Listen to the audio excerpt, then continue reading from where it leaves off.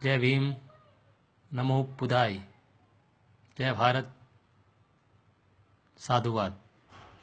है सारा जहां जिसकी शरण में, है सारा जहां जिसकी शरण में, हमारा भी नमन है उस महान व्यक्ति के चरण में, हमारा भी नमन है उस महान व्यक्ति के चरण में। हम बने इस महान व्यक्ति के चरणों की धूल, हम बने इस महान व्यक्ति के चरणों की धूल। आओ मिलकर चढ़ाए दोस्तों बाबा साहब को, बाबा साहब के चरणों में सरदा के फूल, सरदा के फूल, सरदा के फूल। दोस्तों 6 दिसंबर 1956 का वो दिन जब बाबा साहब ने इस दुनिया से विदा ले ली। राजधानी दिल्ली, रात को 12 बजे थे। रात का सन्नाटा और अचानक दिल्ली, मुंबई, नागपुर में चारों ओर फोन की घंटियां बजने लगी। राजभवन मौन था, संसद मौन थी, राष्ट्रपति भवन मौन था। हर कोई कसम में था कि शायद कोई बड़ा हादसा हुआ था। दोस्तों वह किसी हादसे व आपदा से कम भी नहीं था। कोई अचानक हमारा मसीहा हमें छोड़कर जा रहा था, जिसके जाने से करोड़ों लोग दुख भरे आंसुओं से विलाप कर रहे थे। देखते ही देखते मुंबई की सारी सड़कें भीड़ से भर गई। पैर रखने की भी जगह मुंबई की सड़कों पर नहीं बची थी, क्योंकि बाबा साहब का पार्थिव शरीर मुंबई लाया जाने वाला था और अंतिम संस्कार भी मुंबई में ही होने वाला था। नागपुर, कानपुर, दिल्ली, मुंबई, मद्रास, बेंगलोर, चेन्नई, नासिक, पुणे, कोलकाता और पूरे देश में मुंबई आने वाली सभी रेलगाड़ियां व बसों में बैठने की जगह नहीं थी। सभी लोग जल्द से जल्द मुंबई पहुंचना चाहते थे, बाबा साहब के अंतिम दर्शन करना चाहते थे। देखते ही देखते अरब सागर वाली मुंबई जनसागर में से भर गई। कौन था ये शख्स जिसने अंतिम दर्शन की लालसा में रोता बिलखता जन सैलाब मुंबई की ओर बढ़ रहा था। देश में यह पहला प्रसंग था जब बड़े बुजुर्ग लोग छोटे छोटे बच्चों जैसे छाती पीट पीट कर रो रहे थे और महिलाएं आक्रोश कर रही थी, रो रही थी और कह रही थी, मेरे पिता चले गए, मेरे बाबा साहब इस दुनिया को छोड़कर चले गए। अब कौन है अपना यहाँ इस दुनिया में मसीहा? अब कौन हमें आगे ले जाने वाला, रास्ता दिखाने वाला? अब कौन है इस दुनिया में? चंदन की चिता पर जब उसे रखा गया तो लाखों दिल रुदन से जल रहे थे। अरब सागर अपनी लहरों के साथ किनारों पर थपकता और लौट जाता, फिर थपकता और फिर लौट जाता। शायद वह भी अंतिम दर्शन के लिए अपना जोर लगा रहा था।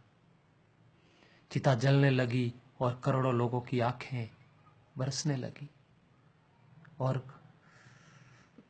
किसके लिए बरस रही थी ये आंखें? कौन था इन सब का पिता? किसकी जलती चिता को देखकर जल रहे थे करोड़ों दिलों के अग्निकुंड?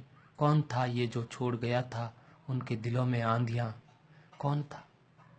कौन था वह किसके नाम मात्र लेने से गरज उठती थी बिजलियां? मन से मस्तिष्क तक छोड़ जाता था ऊर्जा का प्रवाह। कौन था वह शख्स जिसने छीन लिए थे खाली कांसे और इनके हाथों में थमा दी थी कलम लिखने के लिए इतिहास, और आंखों में बसा लिए थे नए सपने और होठों पर सजा लिए थे नए तराने। तन्नियों से प्रभावित किया था स्वाभिमान व अभिमान को, दास्यता की जंजीरें तोड़ने के लिए दिया था प्रज्ञा का शस्त्र।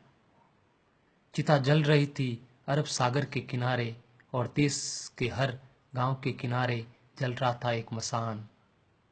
हर शख्स की आंखों में और दिल में भी जो नहीं पहुंच सका था, अरब सागर के किनारे एकटक देख रहा था, वह उसकी प्रतिमा, वह गांव के उस नीले झंडे को जिसमें नीला चक्र लहरा रहा था या बैठा था भूख प्यास भूलकर अपने समूहों के साथ उस जगह जिसे वह बुद्ध विहार कहता था। जो गांव शहर के लोग भूखे प्यासे बैठे थे, उसकी चिता की आग ठंडी होने का इंतजार कर रहे थे। दोस्तों, वह कौन सी आग थी जो लगाकर चला गया? क्या वह भूख की आग थी, या संघर्ष की आग, या फिर भूखे नंगे बदनों को कपड़ों से ढकने की आग, या फिर समानता की धज्जियां उड़ाकर असमानता की धज्जियां उड़ाकर समानता स्थापित करने की आग? कौन सी आग थी दोस्तों? चौदार्थ तालाब पर जलाई हुई आग अब बुझने का नाम ही नहीं ले रही थी। धूं धूं जलती मनुस्पति धुएं के साथ खत्म हुई। क्या वह आग थी जो जलाकर चला गया? सारे ज्ञानपीठ, सारे स्कूल, सारे कॉलेज मरुभूमि जैसे लग रहे थे। युवा वर्ग की कलकलाहट आज मौन थी। जिन्होंने हाथ में कलम थमाई, शिक्षा का महत्व समझाया, जीने का मकसद दिया, राष्ट्र प्रेम की ओतप्रोत भावना जगाई, वह युगंधर, वह प्रज्ञा सूर्य काल के कपाल से ढल गया था। जिस प्रज्ञा तेज ने चेहरे पर रोशनियां बिखेरी थी, क्या वह अंधेरे में गुम हो रहा था? बड़ी अजीब कसमकस थी। भारत का महान पत्रकार, महान अर्थशास्त्री, दूरदृष्टा दृष्टि से ओझल हो रहा था। सारी मीलों पर जैसे ऐसा लग रहा था जैसे कोई हड़ताल चल रही हो। सुबह शाम आवाज देकर जगाने वाली धुआं भरी चिमनियां भी आज चुपचाप थी। खेतों में हल नहीं चला पाया था उस दिन किसान। क्यों सारे ऑफिस, सारी कोर्ट, सारी कचहरियां सूनी हो गई थी। जैसे सूना जो हो जाता है बेटी के विदा हो जाने के बाद बाप का आंगन। सारे खेतिहर किसान असंभव में समंजस में थे। ये क्या हुआ? उनके सिर का छत्र छिन गया।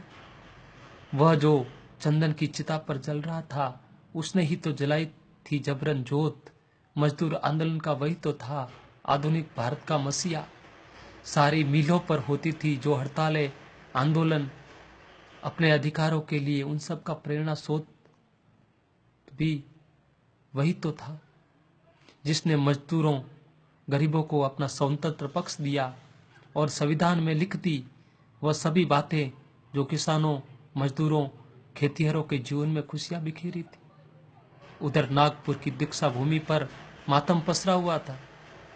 लोगों की चीखें सुनाई दे रही थी, बाबा चले गए, हमारे बाबा चले गए, हमारे मसीहा चले गए।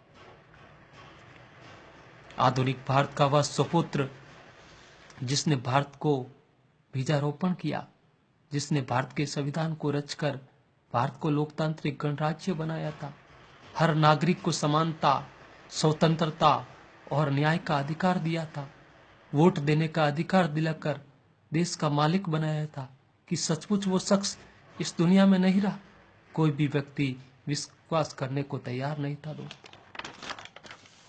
लोग कह रहे थे अभी अभी तो यहाँ बाबा साहब की सफेद गाड़ी यहाँ रुकी थी, बाबा साहब गाड़ी से उतरे थे सफेद पोशाक में, अभी तो बाबा साहब ने पंचशील दिए थे। 22 प्रतिज्ञाओं की गूंज अभी आसमान में ही गूंज रही थी। वह गूंज शांत होने से पहले बाबा साहब शांत नहीं हो सकते। लोग रुदन कर रहे थे, लोग रो रहे थे। भारत के इतिहास ने करवट ली थी। जन सैलाब मुंबई की सड़कों पर बढ़ रहा था। भारतीय संस्कृति में तुच्छ कहलाने वाली नारी, जिसे हिंदू कोड बिल का सहारा बाबा साहब ने देना चाहा और फिर संविधान में उसके लिए हक आरक्षित किए, ऐसी माँ बहनें लाखों की तादाद में शमशान भूमि पर आ पहुंची थी। यह भारतीय सड़ी गली परंपराओं के मुंह पर एक जोरदार तमाचा था, क्योंकि जिन महिलाओं को शमशान जाने का अधिकार नहीं था, ऐसी 3 लाख महिलाएं बाबा साहब के अंतिम दर्शन के लिए पहुंची थी, जो अपने आप में विश्व विक्रम था। दोस्तों, भारत का ये युगंधर संविधान निर्माता प्रज्ञा तेज, प्रज्ञा सूर्य, महासूर्य, कल्प पुरुष, संविधान निर्माता, भारत रत्न नव भारत को नव चेतना देकर चला जा रहा था। एक ऊर्जा स्रोत देकर समानता, स्वतंत्रता, न्याय, बंधुता का पाठ पढ़ाकर उस प्रज्ञा सूर्य की प्रज्ञा किरणों से रोशन होगा हमारा देश, हमारा मुल्क, हमारे लोग, हमारा समाज। हम और पूरे विश्वास के साथ हम आगे बढ़ेंगे, हाथों में हाथ लिए मानवता के रास्ते पर, जहाँ कभी सूर्यास्त नहीं होगा, जहाँ कभी सूर्यास्त नहीं होगा, जहाँ कभी सूर्यास्त नहीं होगा। हदे शहर से निकली तो गांव गांव चली, हदे शहर से निकली तो गांव गांव चली, कुछ यादें मेरे संग पांव पांव चली, कुछ यादें मेरे संग पांव पांव चली। सफर जो धूप का हुआ तो तजुर्बा हुआ, सफर जो धूप का हुआ दोस्तों तो तजुर्बा हुआ। वो जिंदगी ही क्या जो छाँव छाँव चली, वो जिंदगी ही क्या जो छाँव छाँव चली। गली गली में ऐलान होना चाहिए, गली गली में ऐलान होना चाहिए, घर घर में जय भीम और संविधान होना चाहिए, घर घर में जय भीम और संविधान होना चाहिए। ऐसी महान विभूति को मेरा नमन। जय भीम, नमो बुद्धाय, क्रांतिकारी नीला सलाम, साधुवाद आप सभी को। जय भीम।